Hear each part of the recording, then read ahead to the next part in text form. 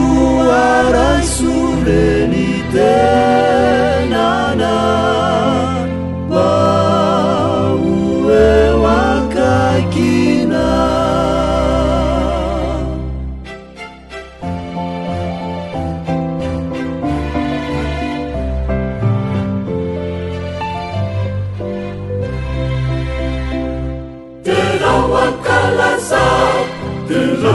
tumpunao fansaalasimmasina panjakalehibe yofa suavana sifa nabenana larutaniwatsika kumi fali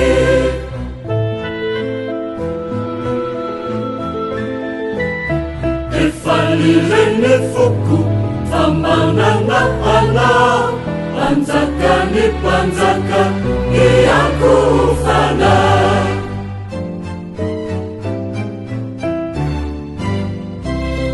asanjajani fe ditupu masino pambelula panana jasipana sichana pana fujayana pame laeloka kaizazialamina tuku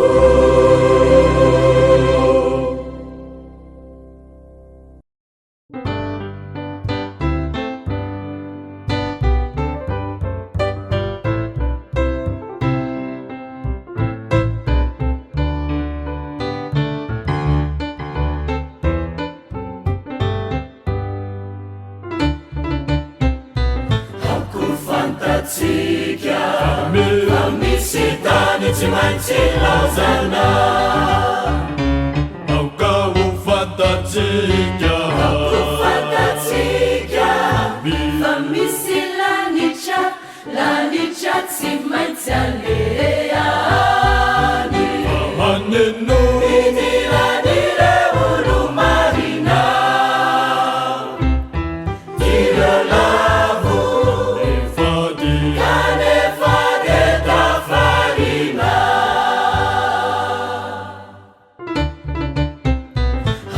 Hakufantatika Famisi tani tsimaitsilazana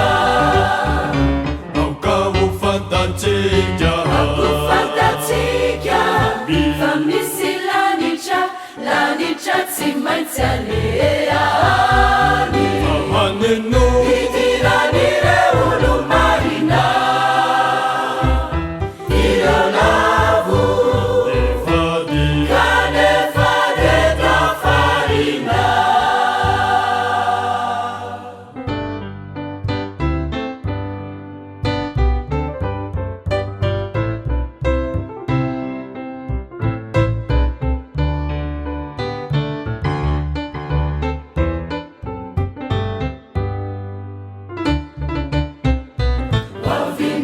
Wavinifutona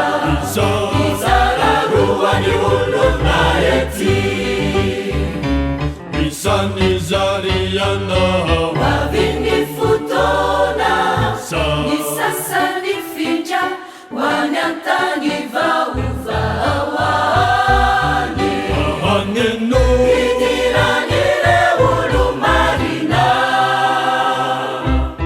Tiralavu Efadi Kanefageta farina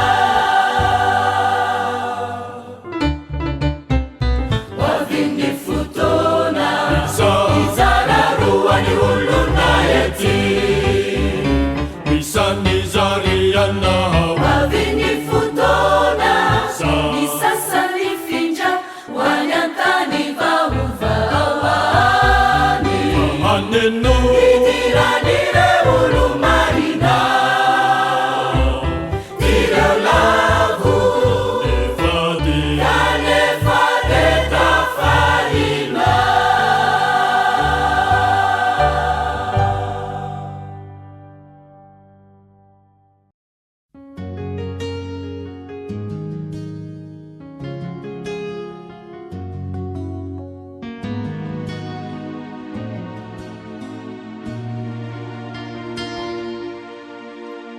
Ay muauray malala Nifanakitaminao Andevona reo raha tsy fanao Iova olo maova Matetika ao adala Minimikipitsotriza To tsinotsino naran'anolorako tena Raha io mitoviza teny anatiny rivotriny fauta koraresisatino fo amandra eo hery andesena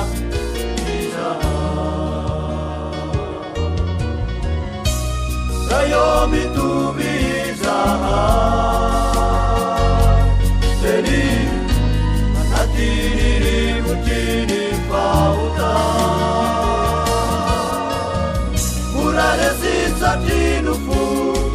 amandra eo hery andesena izaha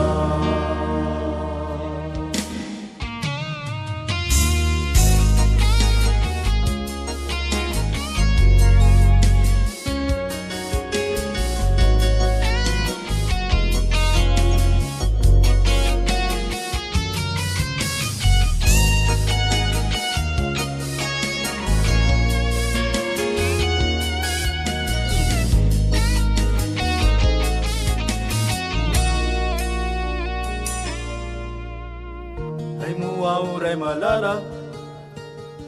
fitavoady tamina isany olona sanakiny lanitra matetika watara minimity-pitsotriza to tsinotsino naranan'olorako tena rayo mitovy izaha teny anatiny rivotriny fauta koraresisatino fo amandra meu hery andesena izaha rayo mitovy izaha teny anatiny rivotriny fauta koraresisatino fo amandra meu hery andesena izaha meu hery andesena izaha meu hery andesena izaha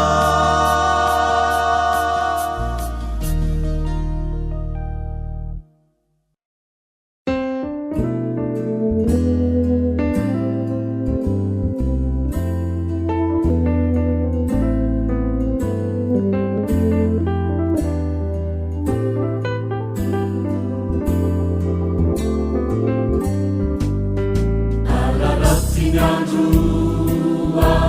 na triana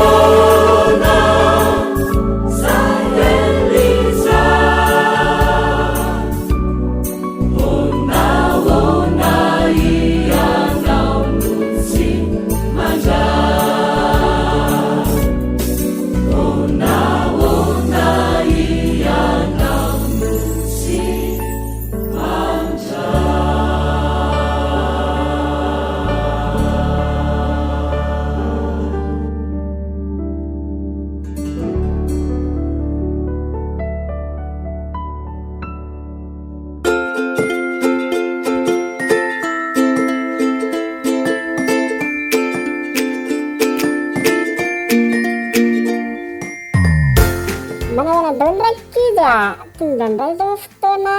hoan'ny ankizy. Efa vonona daholo ve androany sika anaraka lohahevitra de tantara anankiray de anaraka hira ihany koa tsika da aveo misy kilalao hoan'ny ankizy mahafinaritra be kilalao ara-baiboly no arahantsika rehefa aveo.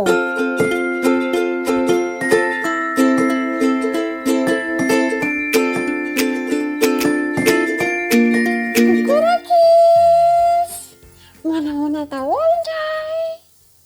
lohahevitra vaovao indray arahantsika fa zaho aloha izy ary nefa nampanaovy ny dada sy neny zavatra tena be na kelikely fotsiny efa nasina nanao raharaha nanasa vilia ve ny rano mividy zavatra ve nasiny mpampianatra nanao devoara ve tokony andraikitra ianao amin'ny zavatra izay ampanaovina anao dia izao ataonao tsara ve tena tsara be mihitsy sao dia mba manao totoa ataovy tsara moa Andriamanitra rankizy tena mpianatra antsika hanao zavatra tsara mandrakariva tsy izany mantsy fa izany ny atao hoe tokony andraikitra mahatsapa tena manana andraikitra nge izany ny tenin'Andriamanitra tena mpianatra antsika fa rehefa manao zavatra dia atao ny tsara indrindra. Andinga jerentsika ny toko sy ny dimy misy an'izany Kolosianina toko 7:17. Kolosianina toko 7:17. Ary na inona ataonareo dia ataovy amin'ny fo tahaka ny ho an'ny Tompo fa tsy ho an'ny olona. Atao amin'ny fo tahaka ny ho an'iza hoe ho an'ny Tompo. Rehefa manao zavatra izany dia aza eritreretina hoe an-dada na an-neny na an-maîtresse fa tahaka ny ho an'ny Tompo. Tahaka ny hoe manao zavatra ho an'i Jesosy nge dia atao tsara arak'izay azo atao. Dia toko sy andininy anankiray koa Korinthianina 1 toko 10:1-3. Korinthianina 1 toko 10:1-3. Koa amin'izany na mihinana na misotro ianareo na inona ataonareo dia ataovy ho voninahitr'Andriamanitra izany rehetra izany. Na inona atao dia atao voninahitr'Andriamanitra, izany hoe atao tsara manome voninahitra an'Andriamanitra. Tianareo ve ny hanao zavatra tsara ho an'Andriamanitra? Dia izay zavatra atao izany dia atao amin'ny fo tahaka ny ho an'Andriamanitra ary atao mendrika ho an'Andriamanitra manome voninahitra an'Andriamanitra. Andao ary sika hivavaka Andriamanitra misaotra fa nataonao ho zaza afaka hanao zavatra tsara izahay. Da io izay mba ho zaza indry mba hanao tsara indrindra mandrakariva ho anao amin'ny anaran'i Jesosy. Amen.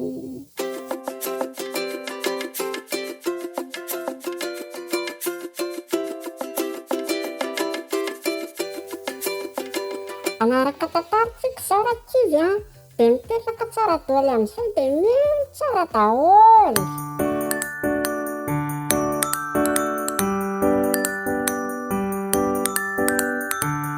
Sara dia nanan-janakalahy atao hoe Isaka. Izy mivady dia naniry mba ho vehivavy matahotra an'Andriamanitra toa azy ireo ihany no vadin-janany. Indray andro dia naniraka an'ilay mpanompony izay tena mahatoky azy indrindra Abrahama. niteny tamin'izy mba hiverina any amin'ny tany naterahany ka aka vehivavy any amin'ny fianakaviany any. Tena naiky ilay mpanompo nefa natahotra izy indreo tsy ety andeha izany vehivavy izany mba ho vadiny Isaka. Dia hoy Abrahama, aza matahotra fa Jehovah nampy anao, fa raha toa moa ka tsy ety andeha izy dia ho afaka amin'izany andraikitra izany ianao. Dia nianina tamin'ny Abrahama ilay mpanompo fa hanatanteraka araka izay azony atao izany andraikitra lehibe hakavady ho an'i Isaka izany. Dia nakarameva folo izy ka lasa. Rehefa tonga tany izy taorian'ilay dia lavitra izay nataony dia navelany hiala sasatra teo amoron'ny fatsakana teo ivelan'ny tanàna andramevany. Dia nivavaka tamin'i Jehovah izy mba hanatanteraka ny teny fikasany ho an'i Abrahama tompony. Dia nangataka koa izy mba ahita ilay tovovavy amin'io andro ihany. Dia hoy izy tamin'i Jehovah, efa ho avy izay ireo tovovavy akarano dia angataka rano ka izay tovovavy manome rano sy ho andramevako dia izy ilay nofidian'i Jehovah ho an'i Isaka. Raha mbola tsy vita akory ny vavaka nataony dia indro nisy tovovavy tsara tarehy tonga nakarano. Dia nangavy azy ilay mpanompo mba hanome rano azy. Dia nomen'ilay tovovavy rano izy ary nanosokevitra azy koa fa hanome rano ireo ramevany. Dia nitsika ilay mpanompo ka nanontany azy hoe, iza moa ianao? Zany Rebeka ho ilay tovovavy zanako Betuela. Dia nolazainy koa fa ao amin'ny zareo misy efitrano azo androsoana sy sakafo ihany koa, sady ho faly be mihitsy ozy izy ny raiky mandray anao. Dia nanondrika ny lohany nisaotra ny Jehovah ilay mpanompo satria hitany fa avandry Abrahama ilay tovovavy. Dia nentiny Rebeka tany an-trano ilay mpanompo. Nifankahita tamin'ireo ray aman-dreniny ka nitantarainy avokoa ireo zavatra niseho. Wah! Nanaiky tokoa i Rebeka. Ny rainy koa nanaiky satria hoy izy hoe Jehovah nefa nampio anazy. Dia afaka nandeha izany Rebeka ho vadiny Isaka. Ny ampitson'io ihany rehefa tonga tany an-tanànana izy ireo dia nankasitraka tanteraka ilay mpanompo i Abrahama satria natanteraka ny andraikitra izay nampanaovina azy. Nahazo vady tsara ho an'i Isaka. Faly eriny rehetra. Faly koa ilay mpanompo sady nisaotra an'Andriamanitra satria izy mihitsy no nanampy azy hatanteraka ilay andraikitra lehibe indrindra izay nampanaovina azy.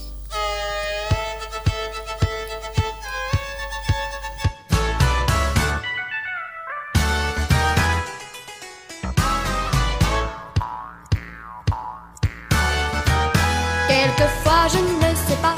pourquoi ça ne marche pas, malgré tous les efforts que je fais. Mais alors je me rappelle, j'ai un ami dans le ciel, et avec lui j'y arriverai. Je ferai comme il veut, c'est ce qu'il y a de mieux. Je ferai comme il veut, c'est ce qu'il y a de mieux. Dans tous mes petits problèmes, je peux me confier en Dieu. Il s'occupera du reste si je fais comme il veut. Souvent je ne comprends pas pourquoi je dois passer par là, mais je sais qu'il a ses raisons.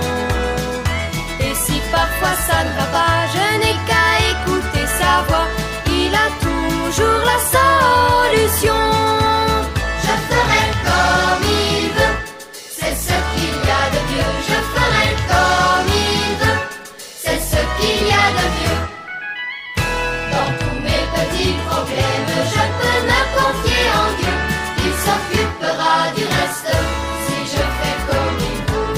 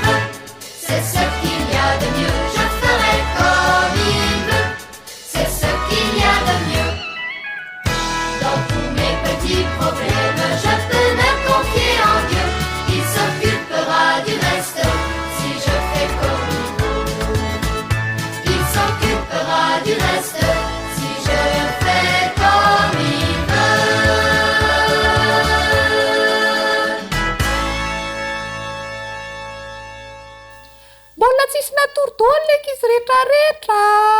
Mola ao tsara daholo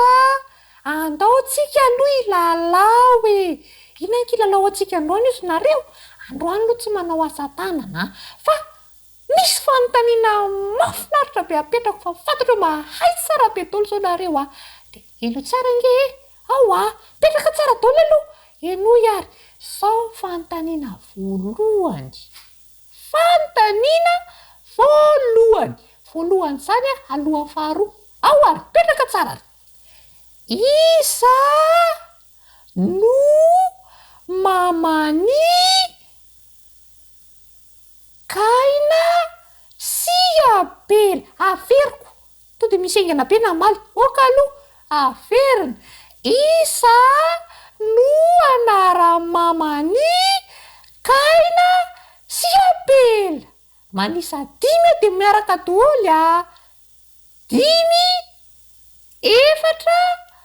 3, iza mahay be daholo evafaly. Ary izy nrery ny dadany zay misy tonga de iadama mahay be daholo nareo. Andao tsika tonga de jiditra ny fanontaniana faharoa. Tsotra be le fanontaniana faharoa iza ndray no dadany Josefa sy Benjamin. Iza no dadany Josefa sy Benjamin. Misy mahay ve?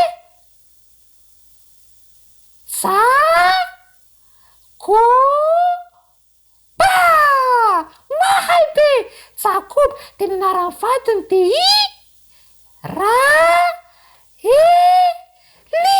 Rahely anarany vadiny Jakob. Manaraka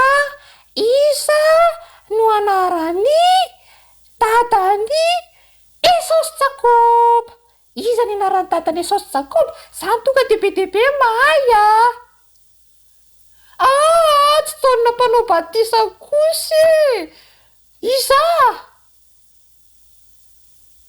Isaka.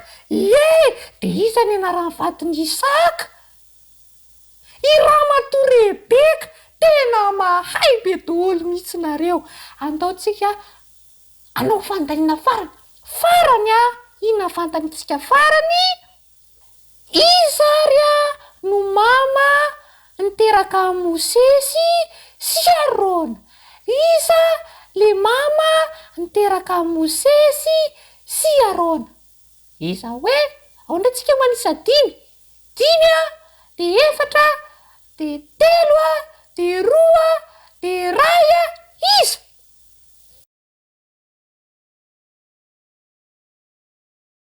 I Jokebeda. Tena mahay be nareo. Fa iza zao mahafantatra ny vadin'izany Jokebeda? Tsy le Jokebeda kaiky ny tranonareo fa le anaty baiboly le dadany Mosesy sy Arona. Iza ny anarany? Amram. Efa naika izy tsy nahay. Amram no vadiny Jokebeda. Zay ndray kilalao atsika. Mino fa efa be de be zay nanondro tao amin'ny commentaire tao ambany tao zany makasitraka atsika rehetrarehetra nandray anjara amin'ny herindray felo.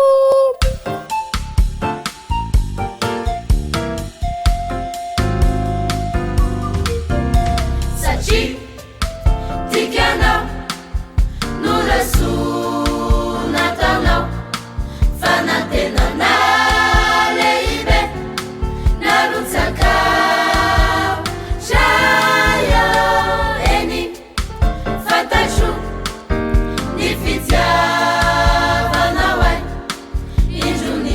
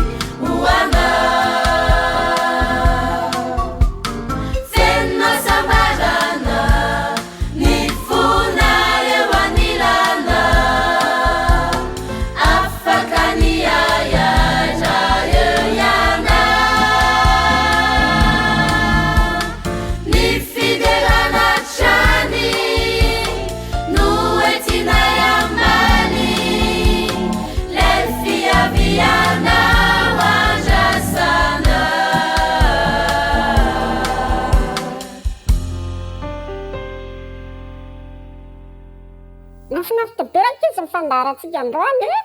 amin'ny manaraka andray a.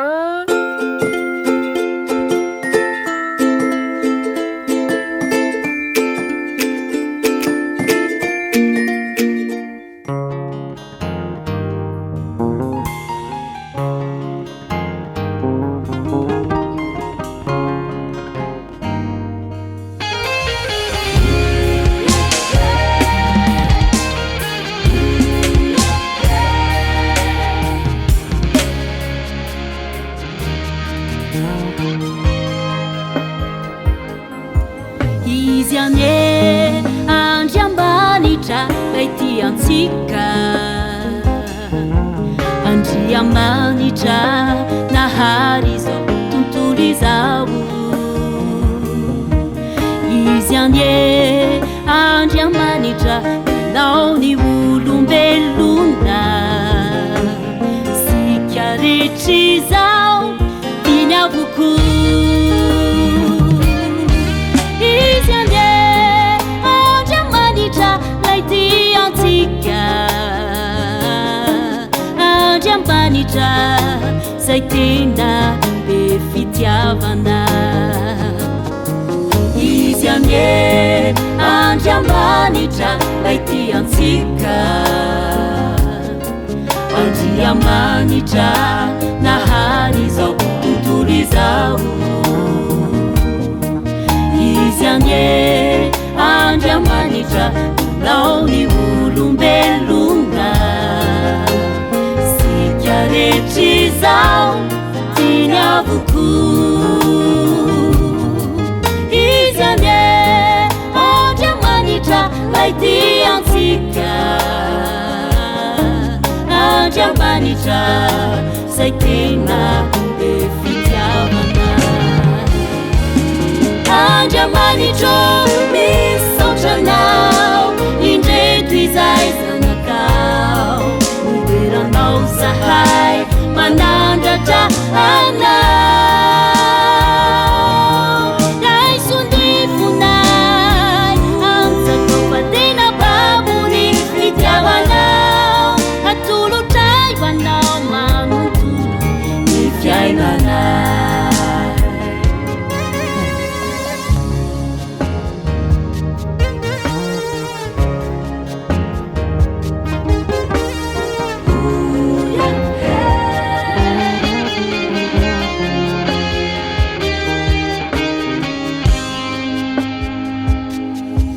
Izy anie Andriamanitra nafoy ny zanany,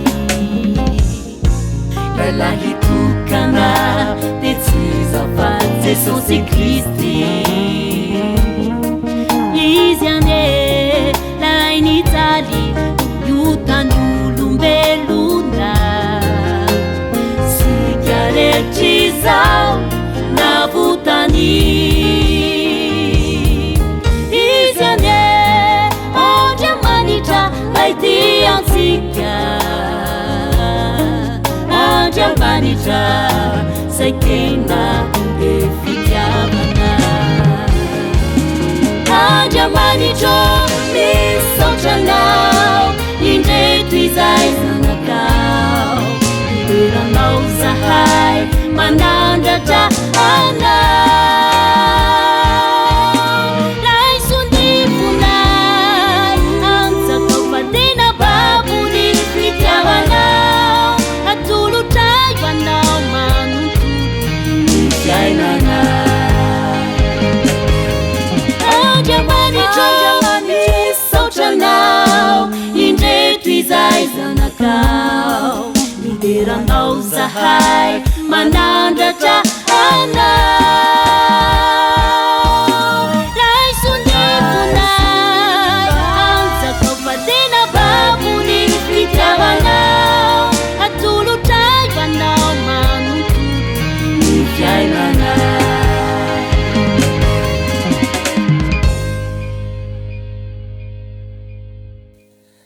Ny anarako pasteur Rakotarimana Mpametatsoa, pasteur adventiste.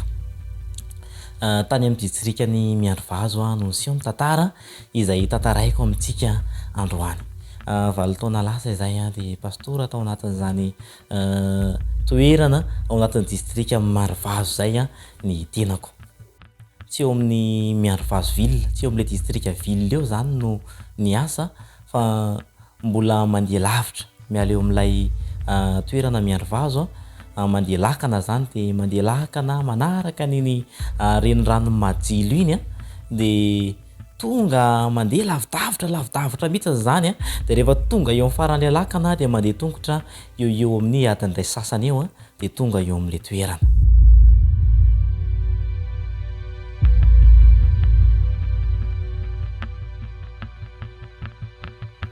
Tsisy hain'ny olona ny teniko tenin'le olona koa tsy misy haiko fa de meny olona de mba meko ny tena satria tsy hita inona zany no resahana inona no atao tao anatin'izay fotoana izay. Ray andro anao tournée tamin'izay fotoana izay andeha hamangy fiangonana zany de rehefa mandeha mitournée moa zany dia misy olona eo tanàna miaraka foana zany satria anisan'ny toerana tena be dalo saika tena presque be dalo zany le toerana misy anay zany hoe raha atao zany le toerana de iny lalana makany Akavandra iny ho antsika zay mare an'izany hoe Akavandra zany tena tanànan-dalo zany toerana zany lalana mandeha makany zany fa aty Marivazo no mitsofoka makany amin'le toerana. Rehefa nandeha zany de tsy nahita olona niaraka satria misy olobe eo tanàna zany miaraka amiko rehefa mandeha de za rery nandeha tamin'izay fotoana izay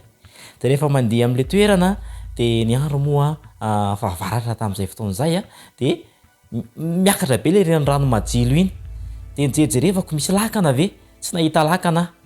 de ozy asy mandeha tongotra rangaha ampafirin'ny nataon'ny olona ity vitan'ny olona ve tsy ho vitako de nipita le rano eo amin'ny atsasakadiny eo no mipita an'le rano zany raha ohatra hoe ohatranay zany sady tsy de mahay milomano moa tsy de mavory rano firy de misy fotoana ianao miletika de misy fotoana mitafakatra kely de misy fotoana mandeha mba mipotra tsara de mandeha mantapany ambony zany mandeha satria misy fasika de miletika indray anao de sady miloloha le entana kely kitapinao zany lolavina kely satria tsy tifitra tanteraka de tafita an'le rano tsara ihany rehefa tafita de miakatra amin'ilay avoana miakatra amin'le tendrombohitra rehefa niakatra de nzany fa mare olona mitabataba de ozy misy dalo miakatra zany ngamba ny zalahy eto tanàna zany satria le ponina tanàna koa zany manao dahalo kory zalahy de ozy ohatra zany mihitsy nataon'ny zalahy eto tanàna rehefa andeha hanao dahalo izy eo amin'ny zalahy indray zany afaka kelikely nitazana tena tsy zalahy tanàna reto androany zany zay voafaty satria any amin'ny toerana iny zany ny dahalo tsy azo ifanenana fa raha vao fanenaminy ianao ka hitanao ny tarehany de na ianao tifiriny na ianao kapainy amin'ny famakina kapainy amin'ny antso be na sabatra zany ianao na vonono faty mihitsy zany satria tsy tia zany ianao mahita anazy de tamin'izay fotoana izay rehefa nandeha zany inona re no ataoko hoe ndeha hazakazaka andeha hivery naty rano jerevako efa somary akaikaiky ihany le dahalo marina mafy fa ho tratra ao anaty rano ao jerevako zareo efa manao le hitanareo bandô menamena re moa zany ny fomba ataon'le dahalo rehefa andeha hanafika izy manao bandô menamena de manao lamba maintimainty misarotra lamba maintimainty zany ny tafiny de manao le sorta le milibande reny zareo de miaraka amin'ny radio carte de mitsinjatsinjaka de miorakoraka izany ny fomba an'zareo rehefa andeha hanafika eo amin'ny toerana anankiray zareo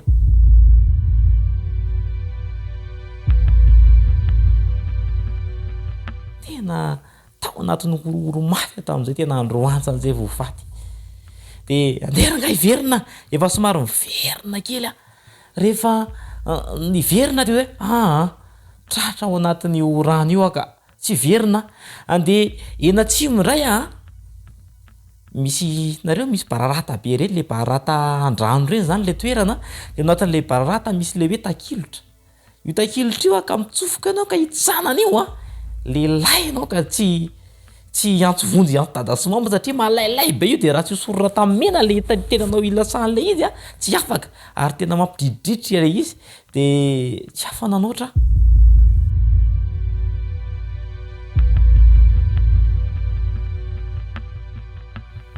inona ary no ataoko tena kivy aho teo tompo tena vonjeo androany zany zay vo tena ho faty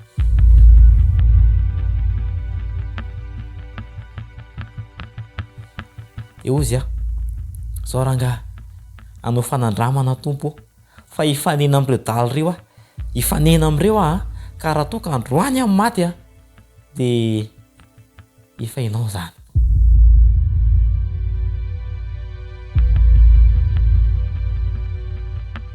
de efa mba haikohaiko ihany le fitenin'ny olona hoe rehefa ifanena amin'ny dalo de miondrika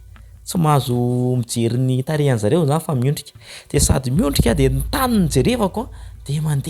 nandeha sady sady ny tany ihany no nijerevako de reny zareo fa minjakinjaka tamin'izay fotoan'izay tsy mba dalo folo tsy mba dalo telo na efatra no fanena taminao fa ny dalo any rehefa mandeha manafika de eo amin'ny efapolo ka hatramin'ny enimpolo de eo amin'ny dimapolo laty ny totalin'ny zareo tena maro be le dalo ifanena tamin'izay fotoan'izay a eritreretra dimapolo lany ifanena aminao amin'ny lalana anankiray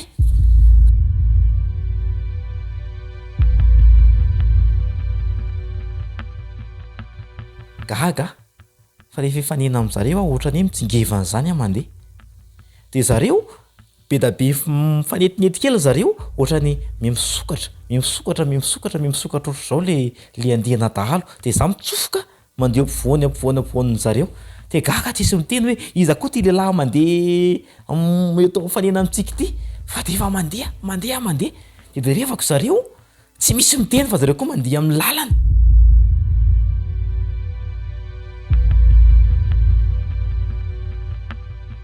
za tonga ery ambombony ery a tonga zay vontseta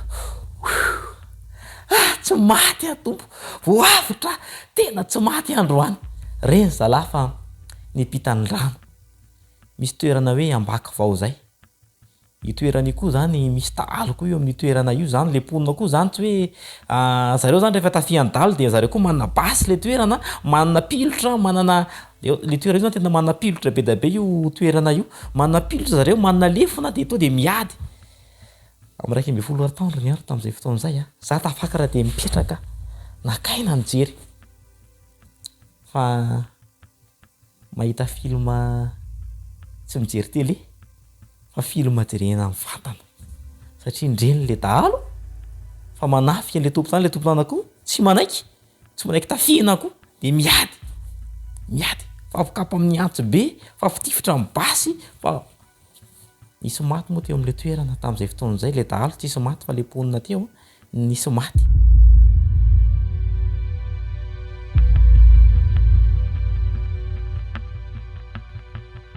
zavatra hitako lesona ho anahy manokana de zao hoe ozy ny tenin'Andriamanitra na de misy arivo ary eo anilanao de ho mpandresy ianao rehefa miaraka amin'Andriamanitra resy lahatra fa niara-dia tampoko ny anjelin'Andriamanitra tamin'izay fotoan'izay fa raha ny herin'ny tenako a de maty a voakapan'ny antso be ana voatifitra mibasy fa voavitra satria niaraka tampoko ny anjelin'Andriamanitra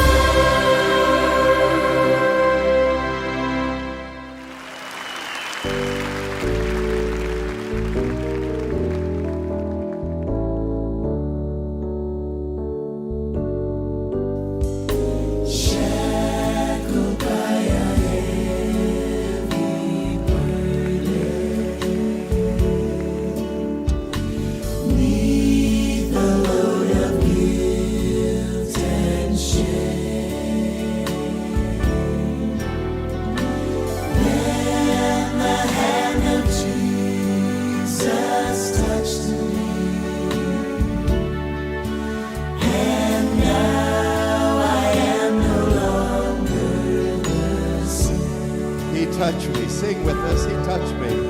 He touched me. Oh, he touched me. And all that joy that floods my soul. Something happened, and now I know he touched me and made me whole.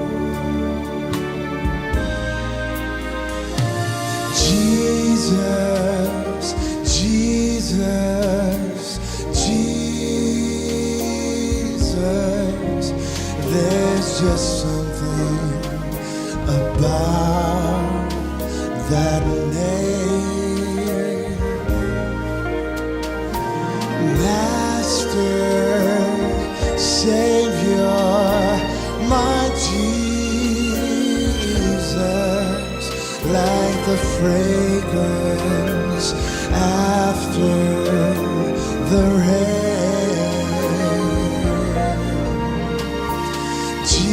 Jesus, Jesus,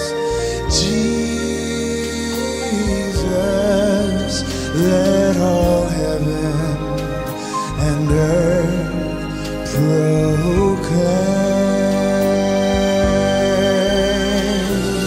Kings and kingdoms shall all pass away,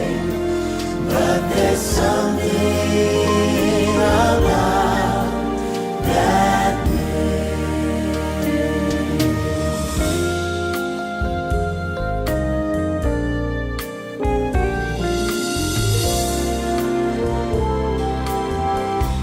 I feel the touch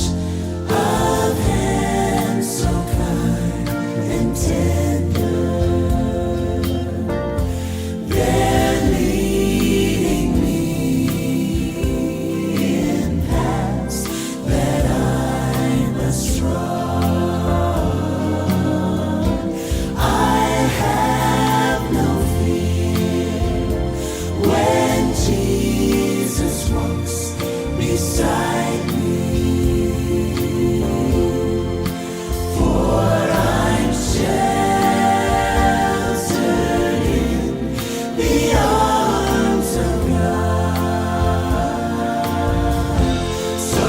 let the storms rage high, the dark clouds rise, they won't worry me,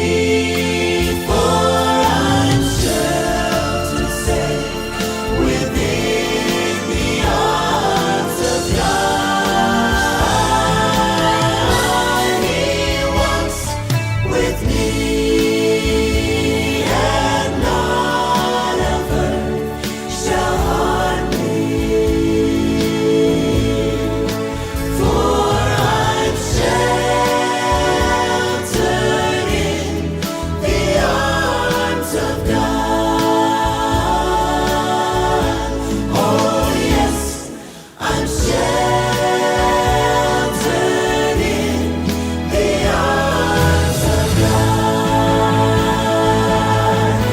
because He lives. I can face tomorrow, because He lives.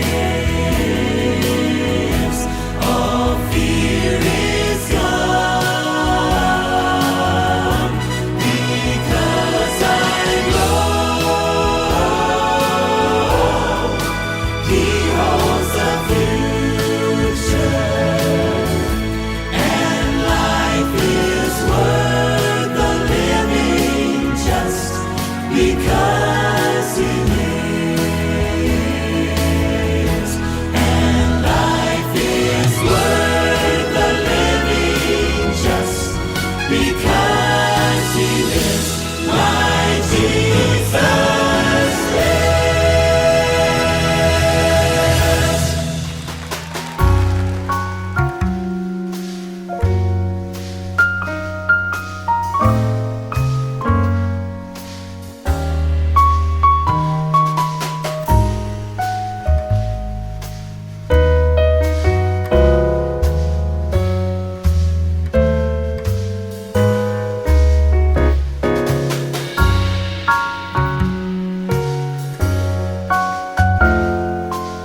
Efa tsy andro ny fotoana iaonana aminao indray ry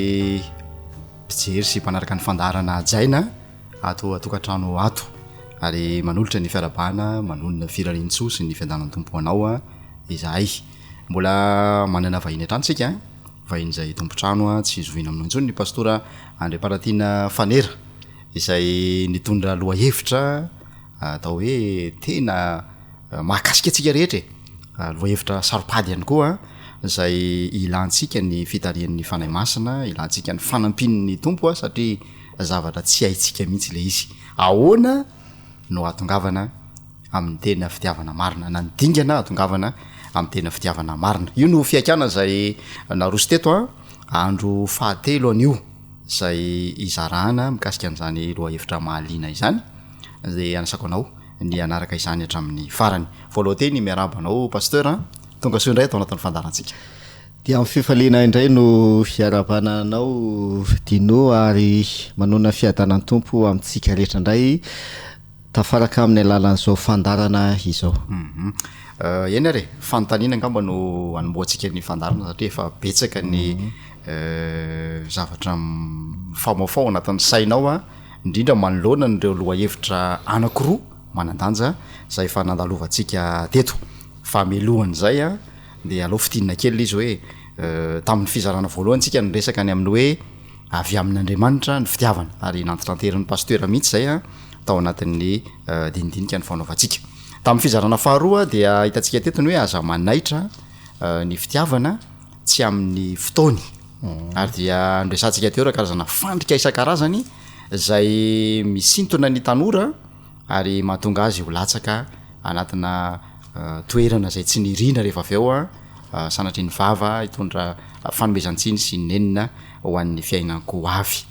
reo dingana rehetra reo nandalovantsika teto mba hatongavantsika t'ty tanjona lehibe ty hoe ahoana natongavana eo amin'ny tena fitiavana marina ndao menanao ny fitenenina pasteur inona no ambaran'ny baiboly atongavantsika amin'izany tanjona zay nirahana namahava nandritra ny andro vitsivitsy zay iny azy ity zany no fizarana farany izay antony atsika lay lohateny hoe dingana atongavana amin'ny tena fitiavana marina fa tsara ihany ny somary manazava hoe inona ny antony mahatonga atsika nandinika an'ity lohateny ity hoe dingana atongavana amin'ny tena fitiavana marina dingana fa ny fantanena izay mipetraka dia hoe fangamo tsy efa miainao anatin'le fitiavana ny olona no mbola misy dingana ihany koa zay atao atongavana amin'le tena fitiavana marina le fitiavana zay iainan'ny olona ankehitriny io zany satria mino fa miainao anatin'ny fitiavana ny olona amin'izao fotoana izao fitiavana manahoana ka izy io tena le fitiavana marina ve izy io dia nazavaintsika zay zany tany amin'ny fizarana voalohany hoe azadiny fa Andriamanitra dia namorona ny olona tahaka ny endriny amin'ny Genesis 1:20 misy an'izay de le endrik'Andriamanitra inona moa le endrik'Andriamanitra le endrik'Andriamanitra tsy eo ihany le endrika ara-batana hoe tena tanteraka amin'ny teny frantsay hoe parfait na ny vatana na ny saina tena tanteraka satria Andriamanitra dia tanteraka ary Andriamanitra dia masina ihany koa de rehefa namorona ny olona Andriamanitra dia manana an'izay famasinana zay ihany koa zany ny olombelona ny aina an'izay famasinana zay ny olombelona fa anisan'ny zavatra anankiray lehibe dia ny hoe Andriamanitra dia fitiavana de rehefa namorona ny olombelona Andriamanitra dia noforoniny anana an'izay toetran'izay ny olombelona de tsy nafa ny fitiavana izany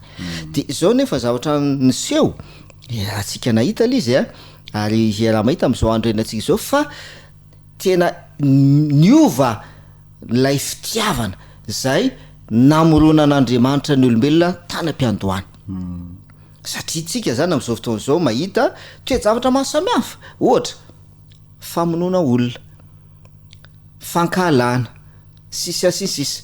zay endrika fitiavana ane reny raha tena mariny mato zany a misy olo anankiray mamono olo anankiray dia fitiavana misy fitiavanao fa diso le fitiavana diso fitiavana diso le izy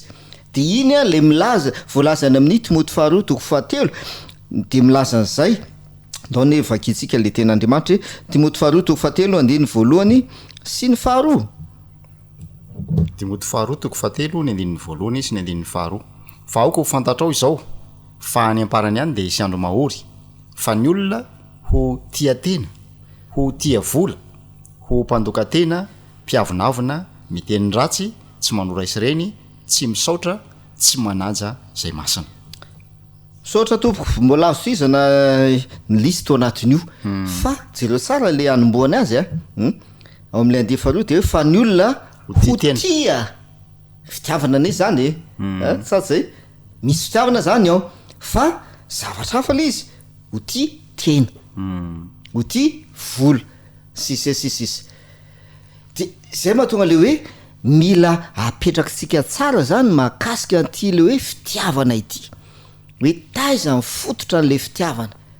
ary inona no tanjona tian'Andriamanitra ho tanteraka eo amin'ny olombelona mahakasika an'ity fitiavana ity de zay no antony natonga antsika nandinika le lohateny hoe dingana atongavana am'le tena fitiavana marina mba ho fiarovana ihany koa zany ho an'ny tanora na ho an'ny mpivady hiarovana am'ilay fitiavana sandoka na le fitiavana tsy izy zay efa hitantsika zay tam'le fizarana faharoa raha tsy diso dia amin'ny alalan'ireo hery manitona zay manaitra n'lay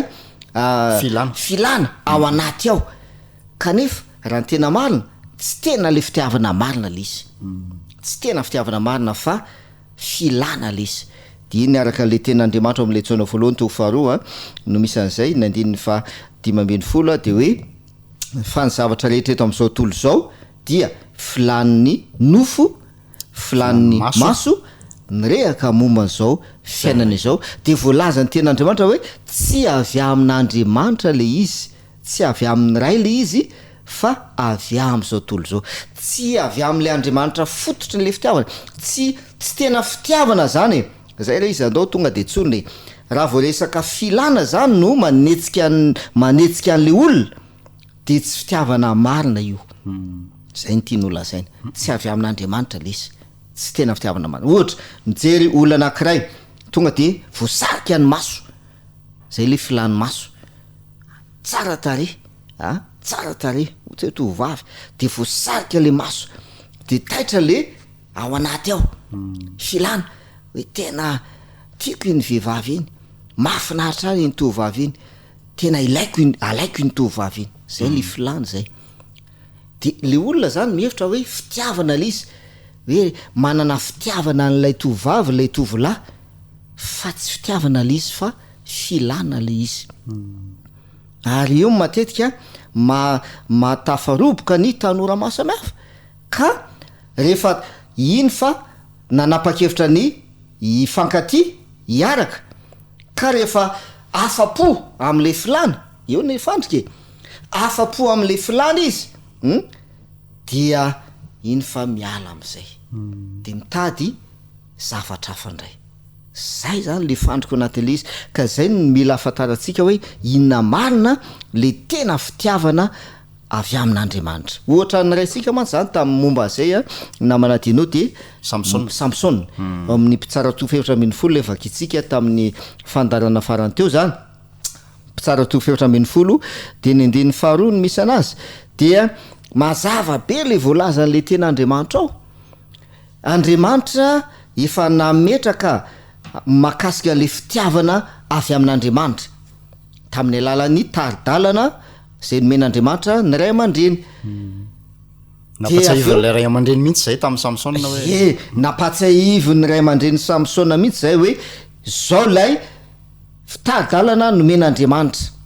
fa i Samsona zay le hoe tratran'le filana le hery misitona manodidina izy filany maso filany nofo sy ny rehaka momba zao fiainana zao izy matanjaka de mirehare am'lay hery zay ananany sy ny atsaratarehany de voasitony izy de mazava be ny teny Samsona hoe izy ny mahafinaritra zay tsara tsy hoe araka ny tadalana ny men'Andriamanitra dia ekeko ho vady izy tsy zay fa hoe izy ny mahafinaritra resaka filana zany ny tao anatin'le izy tafiditra anatin'izay ihany koa pasteur ny resaka fihetseham-po zay hoe mambabo ny tanora ao anatin'izay toejavatra zay eo zany le filana fiseho ivelany zay manintona de ihany koa le fihetseham-po zay manosika de rehefa avy eo tafiditra amin'ilay teo hoe fitiavana jamba aizahoaizany ndray ny arofanina ho an'ny tanora am'izay hoe fihetseham-po zay mba tsy ampifangaro an'ilay tena fitiavana marina amin'ny fihetseham-po manana ohatra azo angalana tahaka fetsika ao amin'ny baiboly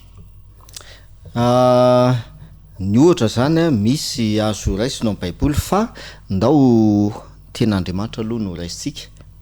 zay manazava atsika mahakasika an'izay raha iverenatsika ilay voalazana amin'ny tonokiran'ny Solomona toko 2:15 le milaza izy hoe aza manaitra na mamony fitiavana raha tsy efa sitrapony iny zany ny fototra voalohany aloha zay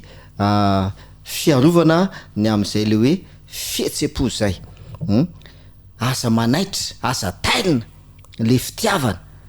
raha tsy efa sitrapony de eo nefa zany mipetraka ny fantanena hoe ahoana ny afantarana ny hoe efa sitrapony le izy zany so mba tsy ifangaro am'le hoe fihetseham-po fotsiny mba tsy ifangaro hoe le fihetseham-po io fa tsy le tena fitiavana dia nijerentsika tam'izay fotoan'izay hoe raha ny zavatra nataon'Andriamanitra tany ampiandohana de zao ny zavatra anseho ndao velenantsika le ten'Andriamanitra Genesisy toko 2:9 fa 5:10 Genesisy toko 2:9 fa 5:10 ary Jehovahandriamanitra nitondra lehilahy ka namponina azy tao amin'ny sahidena hiasa sy hitandrana azy zay voalaza aloha jereo tsara fa eto mbola tsisy aneva zay mbola tsisy aneva eto fa voy Adama irery de ny zavatra niainany Adama zany de io voalaza io nentin'Andriamanitra izy dia nomen'Andriamanitra toerana honenana izy ary nomen'Andriamanitra asa ihany koa izy tao anatin'izay zavatra zay de zao rehefa niaina tao anatin'izay zany ny Adama de niteny am'izay Andriamanitra amin'ny 9:20 de anao vakina neny 9:20 hoe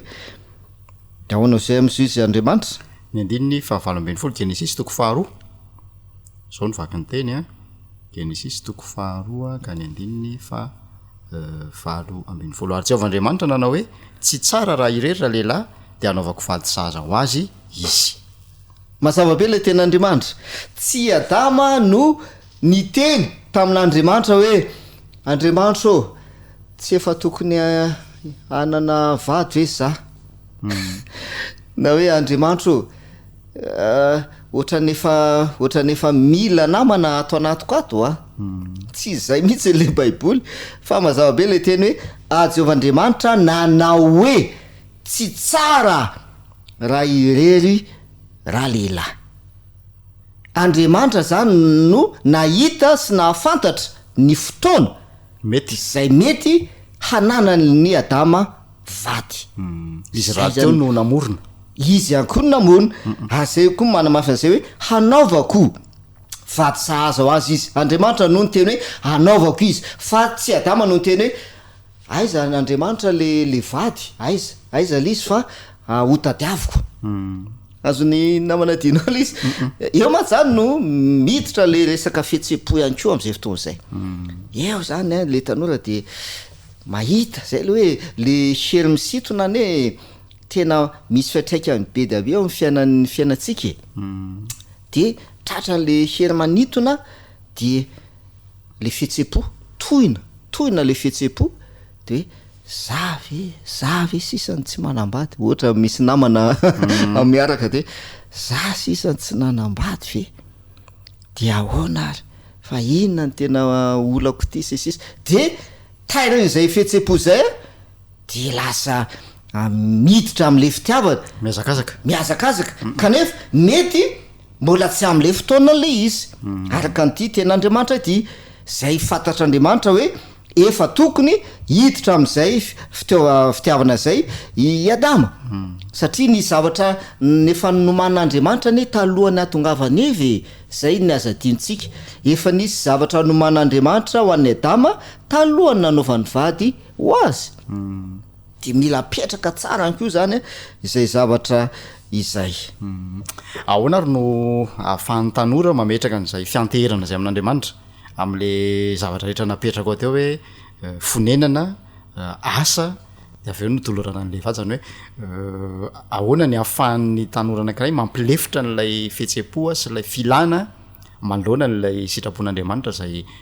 nantitra tena pasteur teo amin'ny fotoany zay andriamanitra no mahafantatra azy hay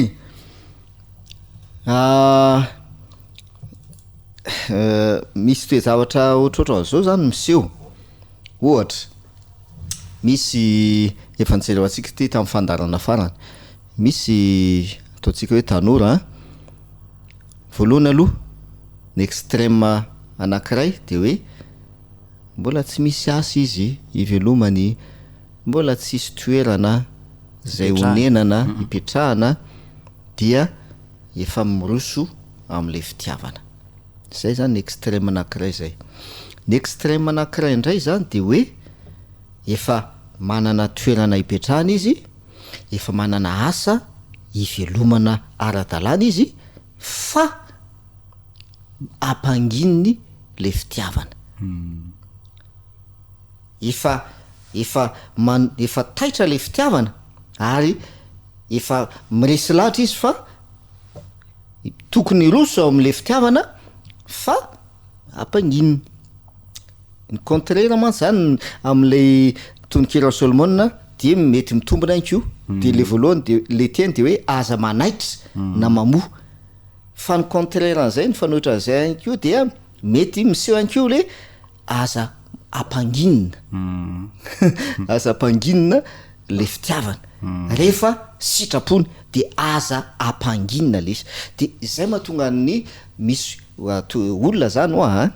zay tratran'izay extrême anankiroa zay ary mila mitandrina tsara de namaky toko sy andintsika tamin'ny herinandro any mahakasika an'ireo extrême anankiroa reo le voalohany zany efa mazava tsara iny le hoe mbola tsy manana toerana ipetrahana tsara izy tsy manana asa ivelomana ampy tsara izy kanefa de efa miroso am'ilay fitiavana iny efa mazava fa le extrême faharoa de namaky toko sy andintsika am'le korintana voalohany toko 7 ny vakitsika de le hoe tenin'ny Paoly izy io ny andiny 7 sy ny 7 no milaza anazy de ozy izy Paoly hoe izao ny teniko izy ho an'ny tsy manambady sy ny mpitondra tena aoka hitoetra tahaka ihany izy ozy izy Paoly kanefa raha tsy maharitra izy aoka anambady ihany aoka anambady ihany fa aleo manambady ozy izy Paoly zay torohevitra omen'Andriamanitra zany aleo manambady izy toy zay maimay zay le toko sandiny voalazantsika iny zany manazava n'lay extrême faharoa hoe efa ao anatin'lay tontolo mihitsy kanefa ampanginy le izy de mba hiarovana azy amin'ny faratsina fitsangatsangana indrindrindrindra ohatra hoe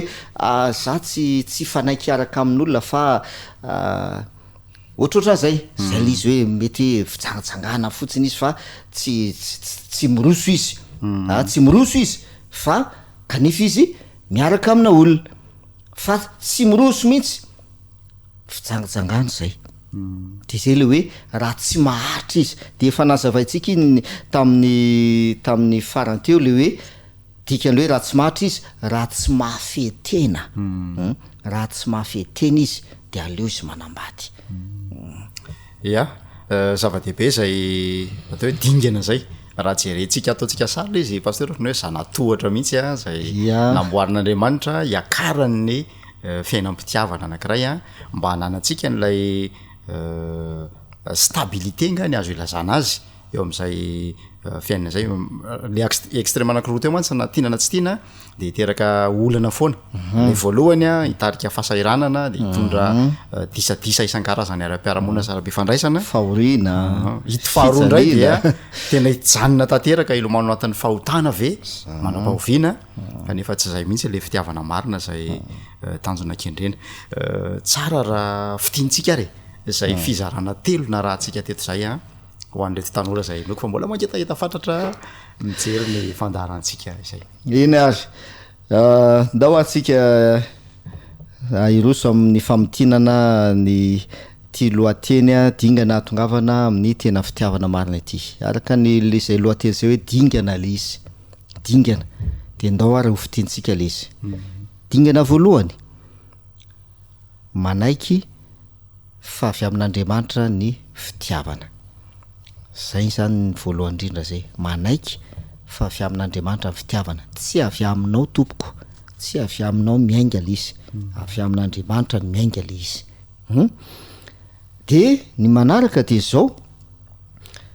ao amin'ny Amos toko 7:7 efa nivakitsika io tamin'ny fizarana farany de miteny ndray izy manao hoe ho tafaradalany va ny roa raha tsy efa ny fanaiky rehefa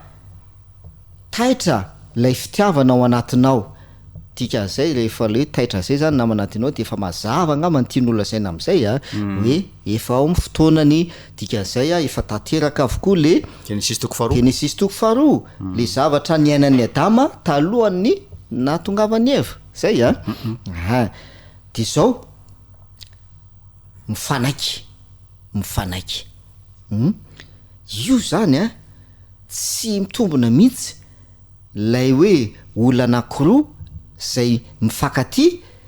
kanefa tsisy fifanekena zay natao fa de coup de foudre ngamba filazana zany na zavatra taitaitra fotsiny zany le izy na hoe zay de niaraka ho azy teny niaraka ho azy teny zay na hoe nifankaty ho azy teny tsy ao amin'ny baiboly mihitsy zany zay tsy ara-baiboly fa le fitiavana zay le hoe dingana le izy tena mazava tsara zany ny lalana zay tokony andianan'le mpifankaty ao anatin'le izy mifanaiky izy de azadiny fa rehefa mifanaiky le mpifankaty a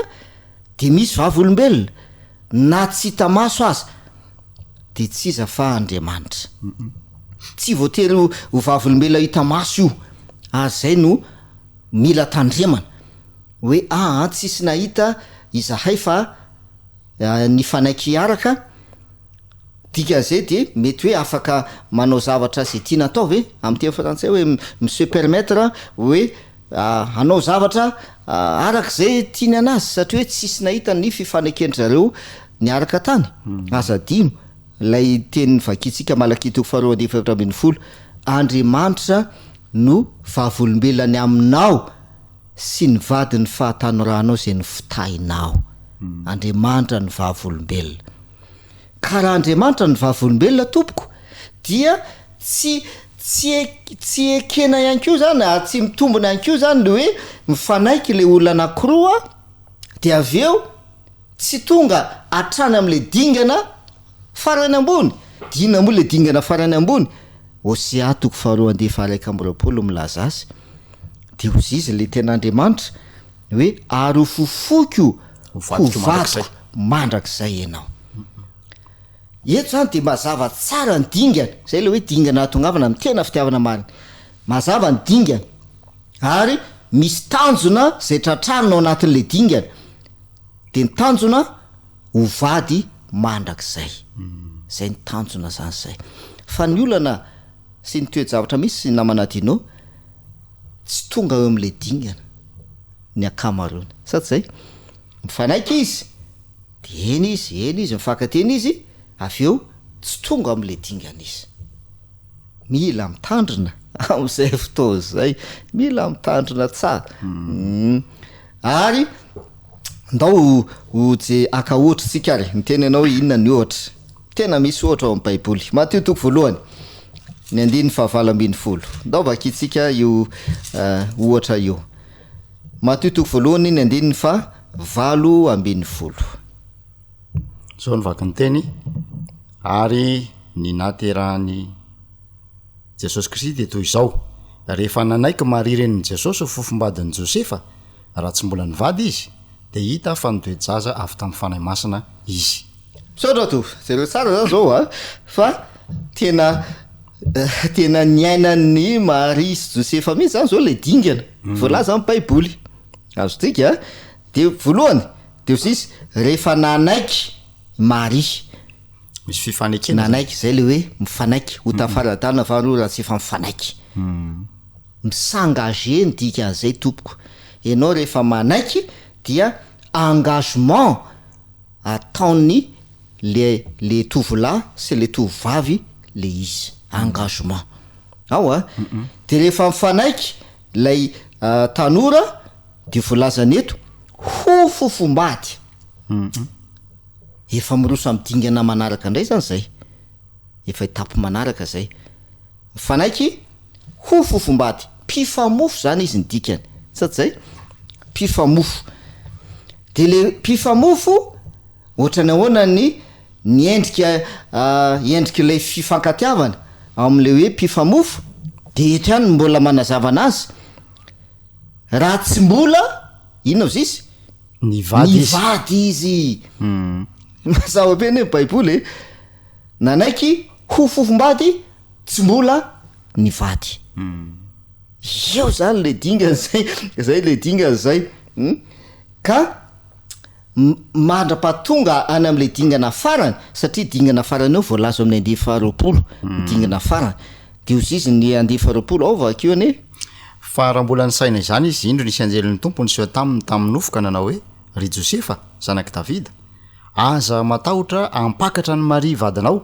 fa ny zaza ao akebony de avy amin'ny fanahy masina zay jereo zany zao fa tonga ao am'le dingana farany i Maria sy Josefa ny fanaiky izy mpifamofo izy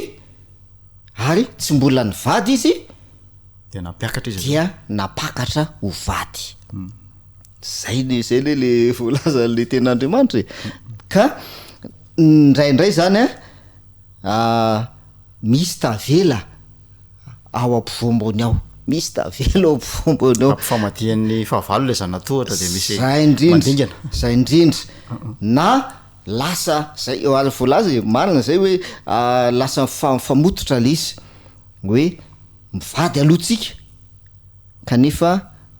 tsy haiko hoe mbola tsisy zavatra voaomana tsisy tanteraka araka ny tadana men'Andriamanitra fa tonga de hoe alao fotsiny aloha tonga de mivady rehefa aveo mitady asa de ohatrohatran'izay asika tsara zany zao le zay le hoe dingana tongavana amin'ny tena fitiavana marina dia mazava ny dingana voalazan'ny ten'Andriamanitra ao anatin'izay mino fa nitondra fahalalana nitondra fantsina ihany koa teo amin'ny fomba fijerintsika an'izany hoe tena fitiavana marina izany sy ny tsy anafangarona n'lay fihetsepo amin'ny tena fitiavana sy ny tsy anafangarona ihany koa ny atao hoe materialisme raha ohatra ka mandray atendrony an'lay dingana voalohany nazavain'ny pasteur teo tsika de ohatrany hoe any amin'ny materialisme ave zany no anorenana fitiavana fa tena hoe am'lay zanatohatra tian'Andriamanitra atongavantsika any am'lay tanjona dia lay tena fitiavana marina makasitraka indrindra pasteur fa de feno ny fanazavana nentina teto mino mbola misy zavatra manititika betsaka hoentsika ny fandarana manaraka indray zay fa toy ny mahazatra atsika ndao tena mbavaka reto tanora zay miandry fatratra an'izany reto ndao hivavaka ary sika raha inay zay ny an-danitra misaotra anao zay satria mazava ny teninao ianao dia mitary dalana anay mandrakariva mba handeha araka ny sitraponao arovy izahay amin'ny fandrika ataon'ny fahavalo indrindra ny amin'ny fitiavana izany arovy ny tanoranao ary arovy any koa ny mpivady tsiraray avy ka mba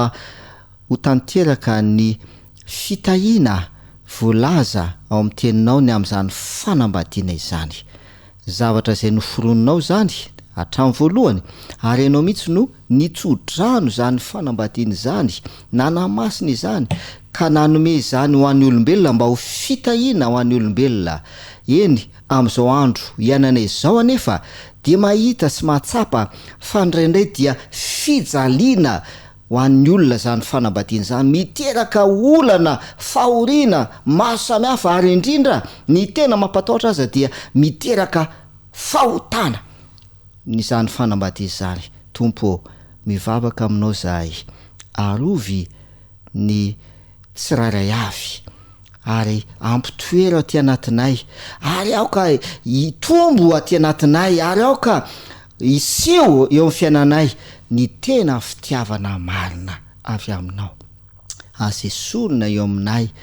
ny endrikao dia amin'ny anaran'i Jesosy no anonana sy angatana izany vavaka izany. Amen.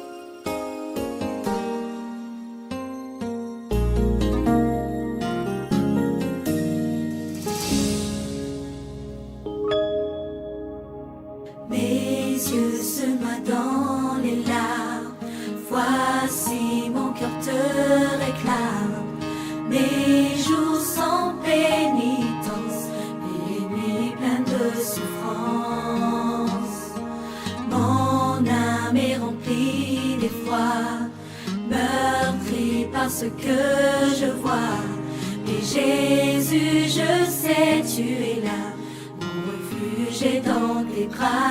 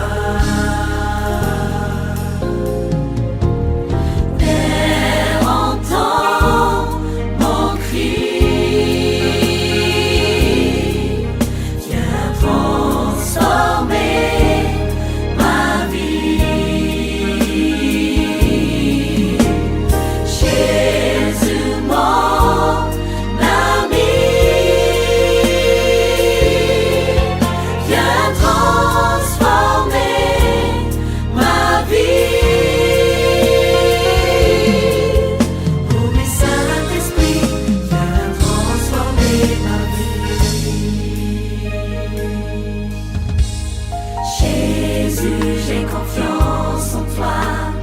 Tu n'es jamais loin de moi. Me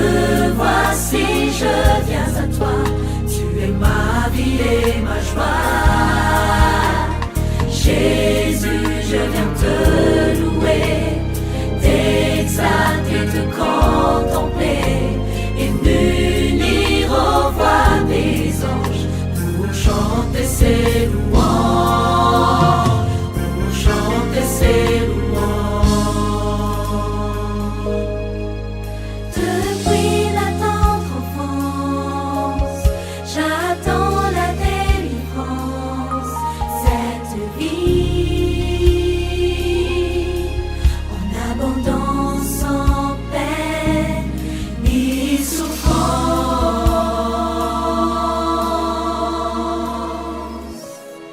Père, entends mon cri, viens transformer ma vie. Jésus, mon ami,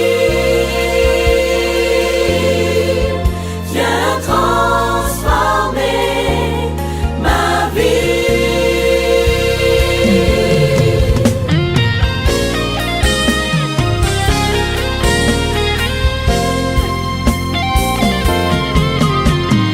Père, entends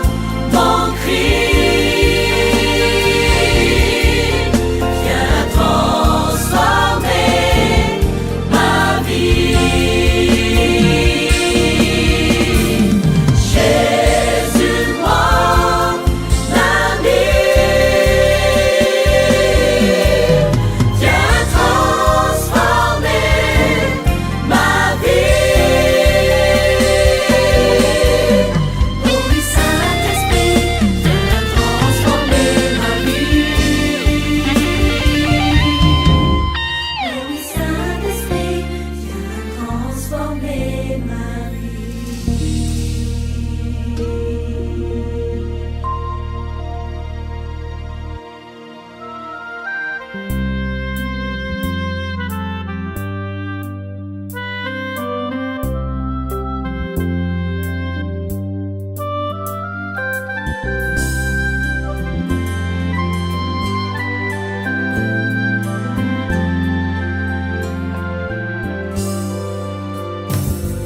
Piano de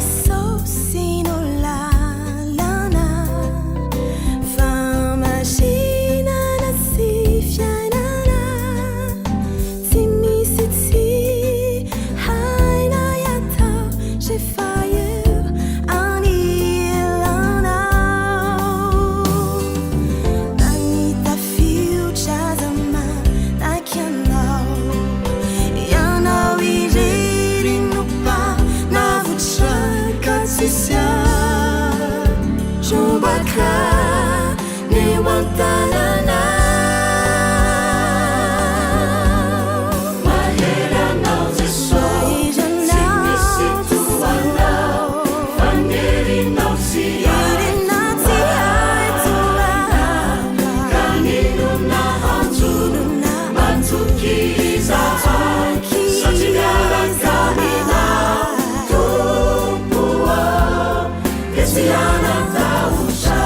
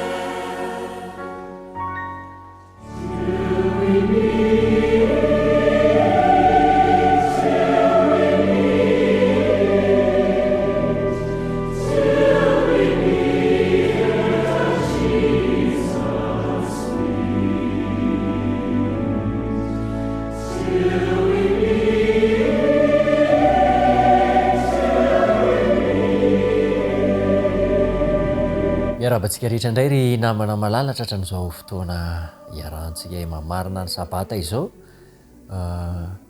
tao anatin'ny volana iray zay isika volana febroary dia nyresaka manokana ny amin'ny atao hoe fitiavana mahakasika ny fitiavana inona ny tena fitiavana ahoana ny ananana fitiavana marina ary andeha faraparana antsika androany a ny dinika amin'ity famaranana ny sabata ity mbola ao anatin'izay lesona mahakasika ny fitiavana fikolokoloana ny fitiavana amin'ny olondroa zany ka dia andeha isika hiaraka hivavaka alohan'ny enotsika ny afatra sarobidy avy amin'ny tenin'Andriamanitra hivavaka isika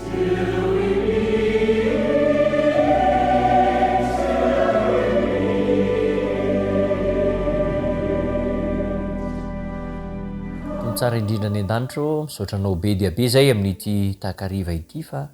nomenao sabata feno fafinaretana sabata fiadanana sabata fandresena ary indrindra sabata famonjena tombo tsara ho tehirizinao lesona avokoa ireny afatra nampitainao tamin'ny alalan'ny mpanomponao androany sabata ireny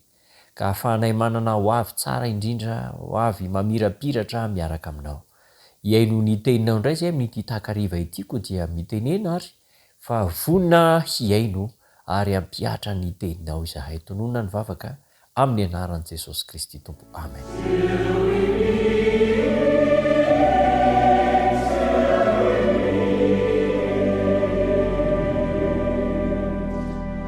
araka nambaraka teo aloha dia mahakasika ny fitiavana no resaka ataontsika androany mamaraparana ny dinika momba ny fitiavana izay nydinina nandritra ity volana febroary ity araka ny fanadiadiana natao sy ny fanadiadiana hita dia misy zavatra efatra lehibe efatra izay mampirisika mahasarika ny tanora ny olon-dehibe ho tafiditra ao amin'ny resaka fitiavana ho tafaroboka ao amin'ny fitiavana zany ka ireto ireo zavatra efatra lehibe ireo izay tena ohatrany hoe mampirisika ny olona mihitsy ho tafiditra ao anatin'ny fitiavana ny voalohany amin'ireny a dia ny resaka firaisana ara-nofo amin'ny resaka sexe zany io zany dia tena manery ny tanora ankehitriny ho tafaroboka ao anatin'ny fitiavana sy ao anatin'ny tokantrano be dia be zany a no tanora tafiditra ao anatin'ny tokantrano vokatry ny hoe fahalianana amin'ny firaisana ara-nofo fotsiny na ny ataontsika hoe sexe ny faharoa dia ny resaka vola sy ara-materialy be dia be ny isan-jaton'ny tanora miroboka ao anatin'ny tokantrano vokatry ny resaka vola sy ny lafiny ara-materialy ny antony mahatonga an'izany dia maro mety hoe nahita asa dia afaka manambady dia manambady ny sasany a dia mety hoe mety ho sahirana ka nahita lehilahy zay afaka hamelona azy amin'ny tokantrano a dia roboka niditra tao anatin'ny tokantrano fa io resaka vola sy resaka ara-materialy io zany antony faharoa izay maharoboka ny tanora betsaka indrindra sy ny lehibe moa zany ao anatin'ny tokantrano ataontsika hoe lasa manoro tokantrano tsy fidiny zany noho ny antony ara-bola sy ara-materialy ny fahatelo a dia izao mahakasika ireo atao hoe toe-tsaina tia mifaninana sy tereniny manodidina azy vokatry ny toe-tsaina te hifaninana hoe tonga amin'ny fotoana mety tokony hanambady dia manambady na dia tsy sitrapony tena akory aza na dia mbola tsy ao amin'le toerana tokony hidirana amin'ny tokantrano dia lasa manambady vokatry ny atosiky ny fiarahamonina atosiky ny ray aman-dreny ka na atosiky ny namana nanambady ny namana dia mba nahita ny nataony dia nandeha ihany koa antony fahatelo zay mampirisika ny tanora ao anatin'ny tokantrano fa ary ny antony fahaefatra dia ny resaka fiainam-pivavahana ny fiarahamonina am-pivavahana mety hoe ao anatin'ny fivavahana fiangonana iray dia natorin'ny pastera natorin'ny mompera na le mpitarika ara-pivavahana mpitarika tanora dia ampirisiana ho amin'ny tokantrano ary dia roso amin'ny tokantrano kanefa izao hitantsika amin'ny toe-javatra iainana andavanandro fa maro de maro ny fisaraha-panambadiana satria mety nanambady vola ami'karena de tsy nisy ny tena fitiavana. Atao ihany ko ny hoe natosiky ny ray aman-dreny, natosiky ny fianakaviana nanambady kanefa de tsy tena le fitiavana marina de tsy nanjary le tokantrano. Atao ihany ko efa nisy ihany ko zany hoe ampiray fiangonana, ray fiangonana mihitsy miaraka oral ary miaraka fikambanana tanora ao am-piangonana ao kanefa tany oriana tany de tsy nahomby ilay tokantrano satria tsy tena fitiavana marina fa vokatry ny toe-javatra mety ny ainana fotsiny. Ary tao ihany koa ny olona zay vokatry ny sexe, resaka firaisana ranofo zany, nafinavitra ny firaisana ranofo anga tam'izany fotoana zany de voatery anambady ary de tsy nahomby le tokantrano. Zany rehetrarehetra zany dia azo lazaina fa tokantrano mifototra eo amin'ny atao hoe tsy tena fitiavana marina fa vokatry ny zavatra mandalo. Fa amin'ity takariva ity tsika dia hijery ny tena fitiavana marina, ny tena vady marina. Ao amin'ny soratra masina hojerentsika ao amin'ny oabolana toko 7:10. Andeha jerentsika ny soratra masina voasoratra ao amin'ny bokin'ny oabolana toko 7:10 andininy 4:10. Oabolana toko 7:10 andininy 4:10. Zao no ambaran'ny tenin'Andriamanitra vakina amin'ny anaran'i Jesosy. Ny trano sy arena no lova avy amin'iray, fa ny vady endry kosa dia avy amin'i Jehova.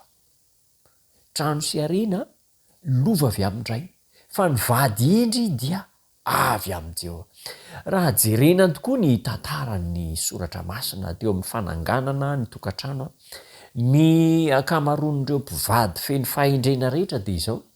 nanankina ny safidiny tamin'ny fitantanan'Andriamanitra. Lova avy amin'i Jehova ny vady, ka tsy ny vady rehetra fa ny vady endry. Io zany de tena sarim-patarina mihitsy hoe ahoana am'ireto lehilahy be dehibe manodidina reto misary zoro amiko raha vehivavy zany ianao, iza amin'ireto lehilahy ireto no tena vady endry avy amin'Andriamanitra. Lova zany lova zany manko tsy zavatra niarin'ny tananao, tsy zavatra ny sasaranao, fa zavatra natolotra sy nomenanao maimaim-poana. Sarobidy ny lova, nomena maimaim-poana. Raha toa zany ianao ka lehilahy indray dia amantatra tsara hoe iza amin'ireto vehivavy be dehibe manodidina ahy reto na mety hoe misarisary zoro amiko no tena vady endry avy amin'Andriamanitra. Fa ny tena vady endry zany de marina tsara fa avy amin'Andriamanitra, nomen'Andriamanitra ny vady endry. Tena sarobidy izany toe-javatra izany. Ahoana ny anam-porofona ary fa avy amin'Andriamanitra. Andeha nge jerentsika aloha ny fanombohan'ny tantara. Fanombohan'ny tantara ao amin'ny bokin'ny Genesisy toko 2. Andeha jerentsika ny bokin'ny Genesisy toko 2 andininy 7:20. Genesisy toko 2 andininy 7:20. Zao ny ambaran'ny tenin'Andriamanitra. Ary Jehova Andriamanitra nanao hoe tsy tsara raha irery lehilahy dia anaovako vady sahaza ho azy izy. Hitan'Andriamanitra fa tsy tsara raha irery raha lehilahy dia anaovana vady sahaza ho azy izy. Tsy ianao zany no mahita hoe za tsy tsara raha irery, na lehilahy ianao na vehivavy, tsy tokony anjarantsika zany ekena fa misy amintsika ray aman-dreny, misy amintsika tanora ihany koa mety efa mahatsapa hoe tena taona tokony anambadiana izao. Fahatsapana nomen'Andriamanitra antsika zany. Fa raha narantsika kosa ny toromarika sy ny taridalana teo aloha dia misy an'ilay famatorana efatra lehibe zay tian'Andriamanitra ho fantatsika mba hahafahana miteny hoe tsy tsara raha irery raha lehilahy na tsy tsara raha irery raha vehivavy. Andriamanitra zany de mahafantatra ny taona sy ny fahamatorana ahafahana miteny olona anankiray hoe tsy tsara raha irery raha lehilahy, tsy tsara raha irery raha lehilahy. Ka andeha jerentsika ny programan'Andriamanitra mameno sy manampy an'ilay efa hitantsika tany aloha rehetra mahakasika an'ity hoe fitiavana fanorenana fitiavana fidirana ao amin'ny tokantrano ety andeha jerena ny soratra masina inona ilay programan'andriamanitra tamin'ny fananganana tokantrano voalohany indrindra ao amin'ny genesis toko faharoa andininy fahavalo genesis toko faharoa andininy fahavalo zao no ambaran'ny tenin'andriamanitra ary jehovahandriamanitra nanao satahoedena tany etsinanana ka napetra ny tao raha lehilahy zay ny foronony nanao saedena andriamanitra nanao saedena zaridaina mahafinaritra andriamanitra any etsinanana zao tontolo zao zay ny foronon'andriamanitra ary napetra ny tao raha lehilahy makasary an-tsaina isika rehefa mijery an'io famoronana io sika de ohatrany hoe zavatra anankiray avokoa no nataon'andriamanitra hoe tamin'ny voalohany andriamanitra nary lanitra sy ny tany de nasiny an'zao nasiny an'zao nasiny an'zao marina zany fa ao anatin'io tontolo zay ny foronon'andriamanitra nandritra ny herinandro dia nanamboatra saedena anankiray andriamanitra sa tsara indrindra ary teo atsinanany zavatra ny foronona nametran'andriamanitra n'io sa io zaridaina tsara tare napetrak'andriamanitra tao amin'io sa io i adama tao amin'io zaridaina tsara tare ao atsinanany sa io inona no lesona tsoahana amin'izany toe-javatra izany misy toerana zay ametran'andriamanitra ny tanora zazalahy sy tanora zazavavy efa faritan'andriamanitra ny toerana tokony isy isy anao isy antsika rehetra tahaka izay nametran'andriamanitra any adama napetra ny tao amin'ny sa eo atsinanany tao amin'ny zaridaina eo atsinanany sa i adama tsy ny toerana rehetra zany zay andehananao dia ahazonao vady endry tsia fa any amin'ny sa zay napetrak'andriamanitra tokony hitoeranao any nametran'andriamanitra ny adama ary any no tian'andriamanitra ametrananao ihany ko ry tanora malala ry namana malala manaraka n'izao fahantarana izao ny drafitr'andriamanitra voalohany eo amin'ny fanorenana tokantrano ny fanontaniana zany de izao ny hoe eo amin'ny toerana ametran'andriamanitra avy misy ahy sa amin'ny toerana tsy tian'andriamanitra ametrahana ahy indraindray matetika dia any anaty taksi be any no nahitana ny olona ho tiana indraindray any mpijerena fety sy lanonana any de lasa mitady toe-javatra any de ano no everina fahitana ny olona zay mba tia ny iaraka aminy indraindray ara am'izao vanim-potoana moderna sy ny vanim-potoana ny azo lazaina fa fivoarana ara-teknôlôjia zao de izao misy itony hoe facebook tony zany na lay facebook haitsika rehetra zany de any no mitady vady de misy tokoa de tena mahita ary de tena mitambatra mivady any anatin'ireny tambazotra nitserasera ireny aiza ny toerana ametran'andriamanitra anao mba hahitanao ny vady endry fa ny vady endry de amin'andriamanitra ary ny vady endry de ao anatin'ny zaridainan'andriamanitra ao ihany no omen'andriamanitra antsika ny sahaza ho atsika ekena fa indraindray misy ray aman-dreny izay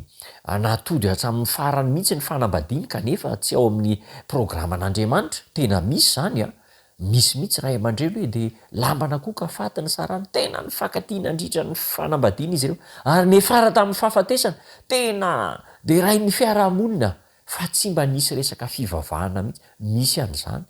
tsy de misy maharatsy an'izany loatra koa fa ny mampiavaka azy de zao ny fanambadiana izay tsy misy an'andriamanitra izay tsy arahana amin'andriamanitra de fianambadiana mahatanteraka an'le oabolana malagasy hoe faty ny sarahana eo amin'ny fahafatesana ihany fa izay mikendren'andriamanitra ho an'ny zanany lahy sy ny zanany vavy kosa dia mety hoe ho tafaraka hatramin'ny farana izy ka ho sarahan'ny fahafatesana fa izao ny programan'andriamanitra araky ny hitantsika tam'lahy dia tokantrano lehilahy sy vehivavy manambady manorina tokantrano ka hiaraka eto tany ary miafara any amin'ilay fiainana mandrakizay zay no tena programan'andriamanitra ka ny hojerentsika zany de izao aizao aiza le zaridainan'andriamanitra. Inona le zaridainan'andriamanitra? Le zaridainany foron'andriamanitra ho an'ny adama moa zany de tsy ina fa le safarany kanto tsara indrindra, sa edena, feno fahasamarana, le ahafahan'andriamanitra mifanerasera sy miresaka amin'ny adama amin'izy mivady isan'andro maraina sy ariva. Voalaza ny tenin'andriamanitra ao amin'ny genesisy fa andriamanitra de nijery any adama sy eva marainy sy ariva. Ao amin'ny genesisy toko 7 misy azy. Ny mampalay de ao fotsiny voan-tantara hoe rehefa nanody adama sy eva zay vao ny marina ao hoe tonga araky ny fanaony andriamanitra nijery ny adama sy eva. Fa ny fanirian'andriamanitra, ny programan'andriamanitra dia maraina sy ariva mijery any adama sy eva ao anatin'le zaridaina andriamanitra. Ary zay ny antony nametrahan'andriamanitra any adama tao anatin'ilay zaridaina. Inona moa zany ty zaridaina ity? Raha amitsika miteny zao, le zaridainan'andriamanitra. Le zaridainan'andriamanitra zany de tsy inona fa ny voalohany indrindra de zao ny fiangonana,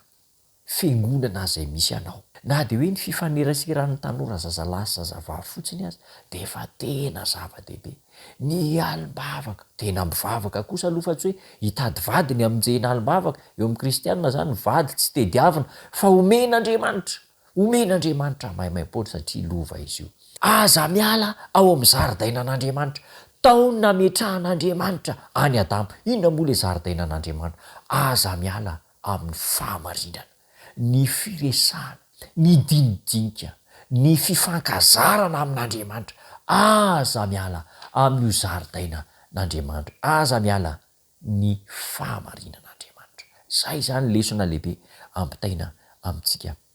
Indreto ary misy teboka vitsivitsy izay atoro antsika, omena antsika ao amin'ny alalan'ny taridalana amin'ny soratra masina eny moa kanefa de fitianay. Ny voalohany de zao mianara mity zavatra masina. Aoka ity zava-masina ianao, aoka io fitiavana zava-masina io no lara-pamena eo amin'ny fiainanao, mamonjy fivoriana masina, mamonjy fotoam-bavaka. Mianara mankafy sy mity zavatra masina. Ny faharoa de izao, mieza manatratra tanjona ara-panahy ambony, tanjona ara-panahy ambony eo amin'ireo dingana rehetra fitombona ara-panahy dia ezao eo ambany fahasoavan'andriamanitra ny mandray andraikitra, ny mitarika fotoana, ny manao filohon-tsapana, ny maninona mihitsy moa raha manao volontaire mihitsy zany hoe tena za mba hanao any zavatra oatra amin'ny lafiny ara-panahy. Tadio tsara fa tsy hoe hitady vady ianao de mody anao zavatra ara-panahy, fa tena fiainanao mihitsy lay manatratra tanjona ara-panahy ambony, tanjona ara-panahy ambony. Ary izao koa, mieza manana ny toetry ny lanitra de ny ety an-tany, toetry ny lanitra de ny ety an-tany. Tsy hoe fisehosehoana na fizahozahoana na fitiavana te hanan-javatra de mba mody tsara toetra lasa me tsara velatsy indray, fa tena ezao mihitsy ny hoe ety an-tany ianao de fa manana ny toetra ny lanitra, manana ny fiainan'ny lanitra, ohatra ny efa hoe miaraka amin'andriamanitra, mifanerasera amin'andriamanitra, miresaka amin'andriamanitra. Ataovy mihitsy hoe ety an-tany ianao de fa mahita sy miaina ny fiainan'ny lanitra. Ary ny fahaefatra farany de izao, hazomy ny fitiavan'andriamanitra, tazomy ny fitiavan'andriamanitra, fantaro ny tena fitiavan'andriamanitra. Efa nijerentsika tany aloha amin'ny Jona voalohany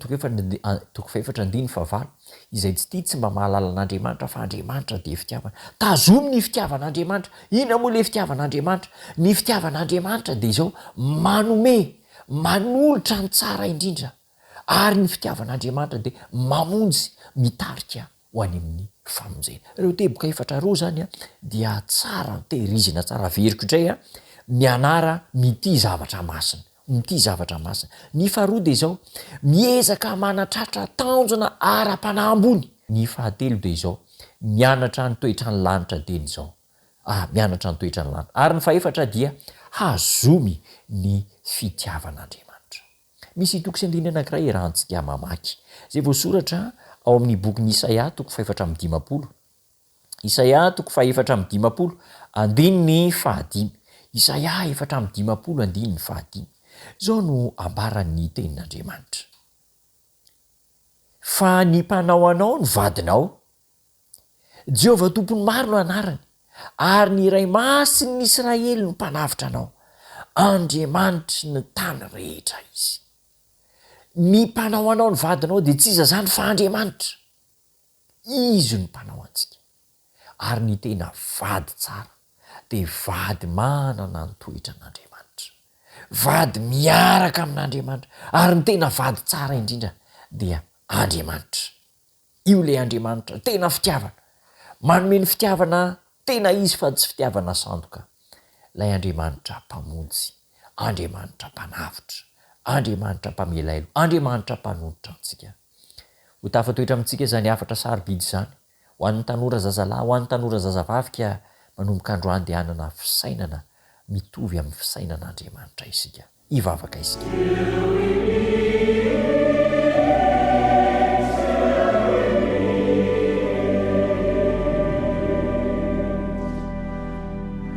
tombo tsara misaotranao zay amin'ity fionana ity fa nomenao taridalana mahomby amin'ny fanorenana ny tokantrano sy ny fitiavana marina